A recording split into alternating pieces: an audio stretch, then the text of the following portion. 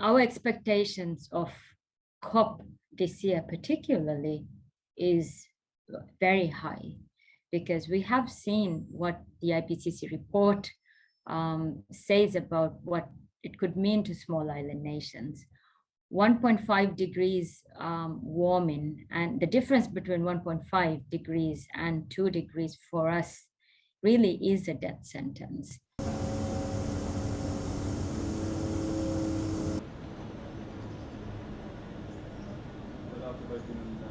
So we are expecting for immediate, rapid, and large-scale action to limit warming to 1.5 degrees. And we need the entire world to decarbonize. And if we can't agree on these things, small island states, that really means we're talking about it is affecting our chances of survival in our lifetime. In Paris, countries agreed to release $100 billion a year. And I will tell you from our experience, since the Paris Agreement, we have been approved just one adaptation project from the GCF. And this is where the problem lies. We are a frontline state, and from the money that's been released for this purpose, we have not received, the money has not reached countries like the Maldives. And this is not just the story of Maldives alone. It's the story of all small island states. Most of our islands are just above a meter, just above sea level.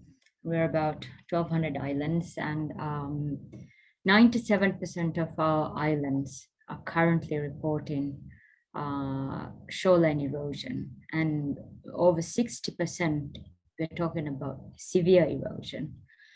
And most of our housing infrastructure and critical infrastructure are just located within a few 100 meters from the shoreline. And the severity of storms have increased. Our coral reefs are dying, and no island in the Maldives has fresh drinking water anymore.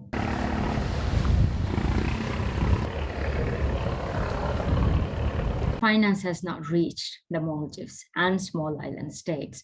I can't really comment on whether it is because of a trust deficit or an inefficiency or other institutional barriers. From something that we have been pushing for, the Maldives has also been pushing for, is just like how rigorous the process is for us to access these funds. The process for the developed world to declare that they have actually released funds needs to be very rigorous as well. So there needs to be more transparency into how much finance is being released to multilateral system to help countries like the Maldives.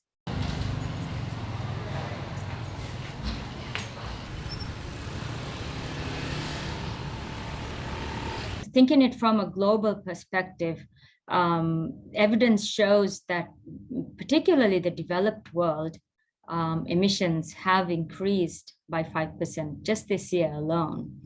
And this rebound is again powered by fossil fuels. And that, to me, that is not a very promising fact. But and when the world is already we have reached our limits, and when the developed world is responsible for 75% of global emissions, I think that's where the problem lies. See, the thing is, climate change didn't happen in 10 years. So the developed world and the international financial system shouldn't think that we can pay back this money in 10 years. So for us to reach here, it took us really a long time. So the expectation from countries like the Maldives shouldn't be that we will be able to pay it back in so few years.